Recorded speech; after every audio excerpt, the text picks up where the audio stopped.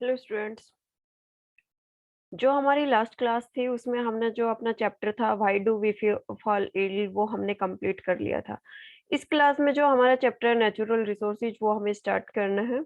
तो हमें पहले देखना है कि भाई कौन कौन से टॉपिक इसमें हमें डिस्कस करने हैं। इसके साथ ही बायोस्फीयर का कुछ बेसिक आज की क्लास में हम डिस्कस करेंगे। तो सबसे पहले जो फर्स्ट टॉपिक है वो हमारा बायोस्फीयर ही है। बायोस्फीयर के बारे में हमें डिटेल पढ़नी है। नेचुरल रिसोर्सेज जो इन एग्जिस्टेबल है और एग्जिस्टेबल रिसोर्सेज है उनके बारे में।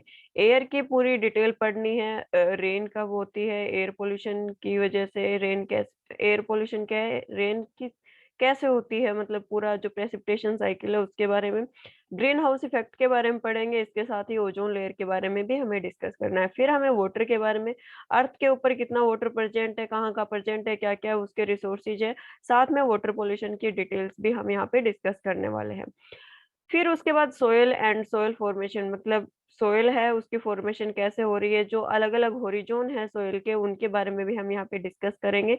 एंड द लास्ट टॉपिक है वो है हमारा बायोजियोकेमिकल साइकिल, जो अलग अलग साइकिल है हमारे इन्वायरमेंट में चल रही है। Water cycle, nitrogen cycle, carbon cycle and oxygen cycle, इन सारी साइकिल्स के बारे में हमें यहाँ पे डिस्कस करना है। ये अपने एनटीएससी पॉइंट ऑफ व्यू से भी इम्पोर्टेंट है, साथ में एग्जाम के लिए तो है ही है। तो अभी हमें वन बाय वन सारे टॉपिक इसमें क्लियर करने हैं।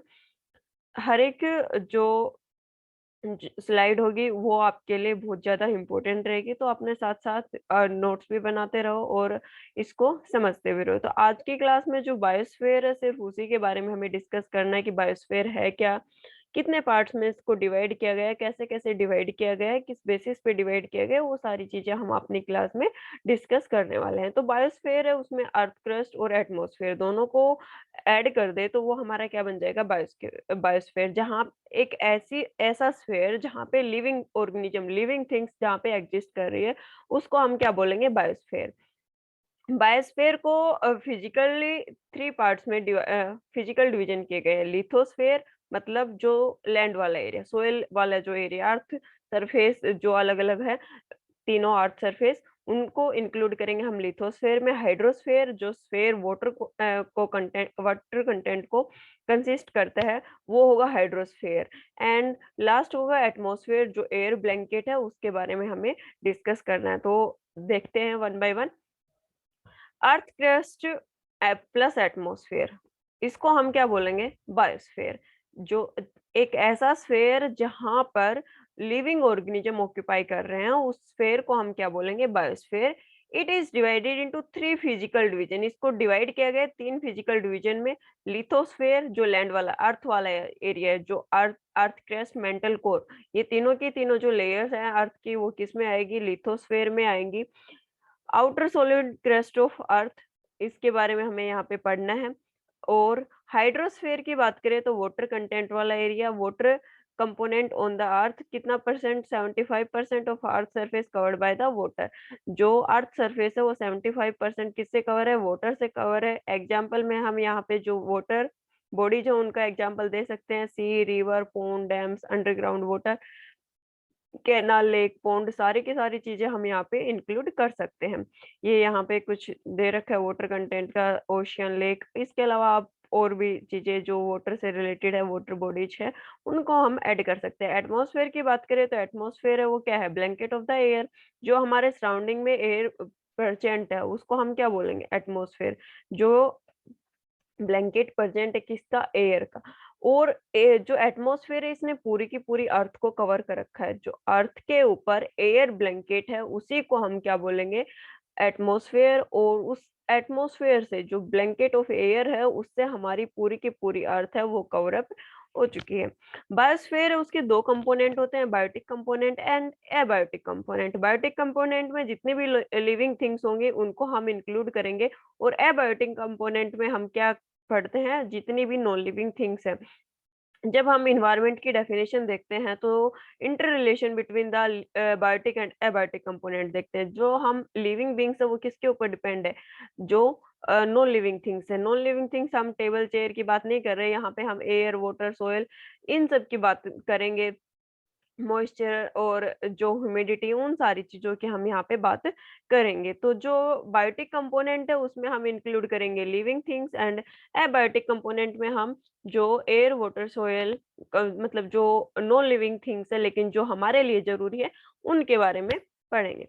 Biotic and abiotic component provide resources. Biotic और एबायोटिक कंपोनेंट है वो क्या प्रोवाइड करे? हमें रिसोर्सेज प्रोवाइड करते हैं। लिविंग थिंग्स है वो भी हमें कुछ रिसोर्सेज, संसाधन है वो प्रोवाइड कर रही है, और abiotic things air, water, soil ये भी हमें रिसोर्सेज।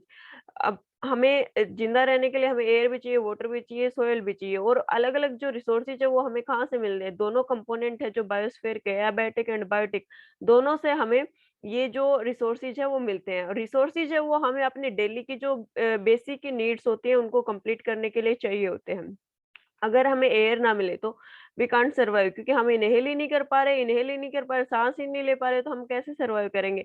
वाटर है, वाटर के बिना भी हम सर्वाइव नहीं कर सकते। सोइल है, सोइल हम एक बेसिक सी नीड हम लेकर चलें कि भई हमें प्लांट ग्रो करवाने हैं, किस लिए हमें फूड चाहिए उसके लिए, और वो प्लांट ग्रो कहाँ करेगा? सोइल के अंदर ग्रो करेगा। लेकिन हमारे पास ये जो सोइल एबायोटिक कंपोनेंट है, ये रिसोर्स है हमारे पास, अगर ये होगा ही नहीं, तो हम प्लांट कहाँ से ग्रो करेंगे? तो जो रिसोर्सेज है वो हमारी डेली लाइफ की जो नीड्स हैं उनको कंप्लीट करने में हमारी हेल्प करते हैं।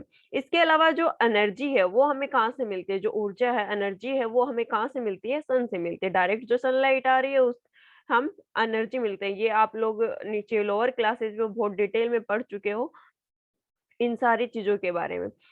लिविंग थिंग्स की बात करें तो प्लांट, एनिमल, प्रोटिस्ट, जितने भी लिविंग थिंग्स माइक्रोब्स है, ऑर्गेनिज्म है, वो सारे के सारे लिविंग थिंग्स बायोटिक कंपोनेंट में इंक्लूड होंगे, और non living things water, soil, light, air, ये सारे के सारे जो एसेंशियल कंपोनेंट है, इनको हम एबायोटिक कंपोनेंट्स में इंक्लूड करेंगे। देन बात करते हैं हम नेचुरल रिसोर्सेज की। अभी हम बात कर रहे थे कि रिसोर्सेज रिसोर्सेज जो हमें अपनी डेली लाइफ की नीड्स को कंप्लीट करने के लिए चाहिए। तो रिसोर्सेज है वो कितने टाइप के होते हैं, किस-किस टाइप के होते हैं, कौन से हमें लाइफ लॉन्ग मिलने वाले हैं, कौन से हमें कुछ टाइम पीरियड के लिए मिलने वाले हैं, उनके बारे में हमें आज डिस्कस करना है।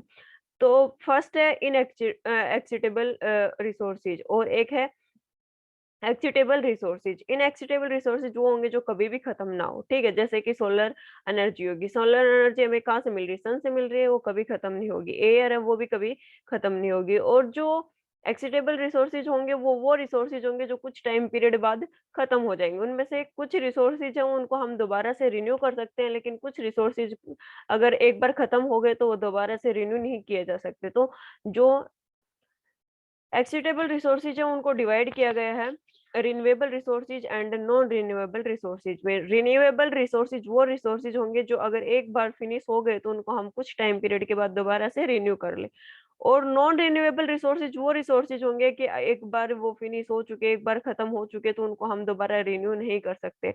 जैसे कि एग्जांपल में हम ले सकते हैं लैंड, वाटर, लिविंग ऑर्गेनिजम्स। मान लो सोइल है वो फिनिश हो गए, तो जो चट्टानें हैं, रॉक्स हैं, उनके अंदर ब्रेकडाउन होगा दोबारा से, और जो सॉइल फॉर्मेशन है वो हो जाएगी, ठीक है? तो रिन्यूएबल रिसोर्सेज है उनको हम रिन्यू कर लेंगे। नॉन रिन्यूएबल का एग्जांपल देखें तो कोल हो गया, पेट्रोलियम हो गया, मिनरल्स हो गया। अगर मान लो कोल है वो खत्म हो गया तो कहाँ से लेके आओगे? उसके माइन से खोद के आप डेली के डेली यूज़ कर रहे हो, लेकिन एक टाइम पीरियड तो ऐसा आएगा ना कि जो वो खत्म हो जाएगा, और खत्म होने के बाद ये तो है नहीं कि 2 दिन के अंदर ही कोल दोबारा से बन जाएगा।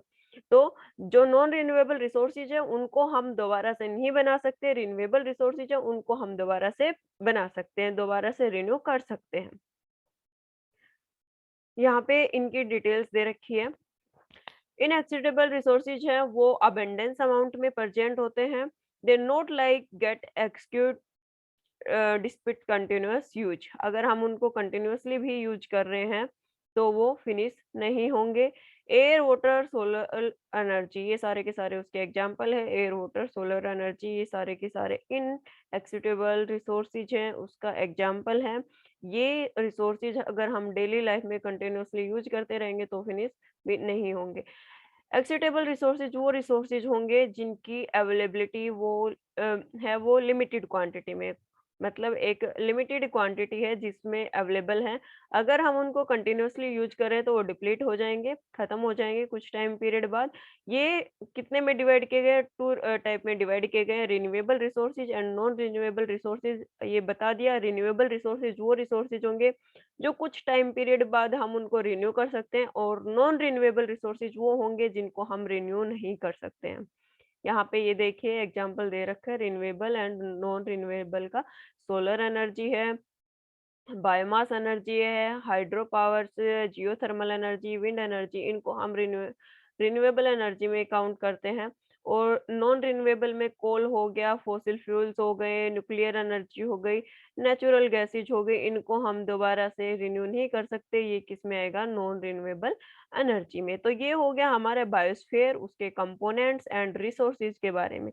जो नेक्स्ट क्लास होगी उसमें हम डिस्कस करेंगे एटमॉस्फेयर के बारे में कि भई एटमॉस्फेयर है वो क्या है, कैसे उसका सिस्टम चलता है, कैसे-कैसे वो अर्थ टेम्परेचर को कवर अप कर रहा है, कैसे वो अर्थ के ऊपर अर्थ को पूरा का पूरा कवर अप कर रहा है, तो वो सारी चीज़ें उस क्लास में डिस्कस करेंगे। आज के लिए इतना ही। Thank you so much. Have a nice day.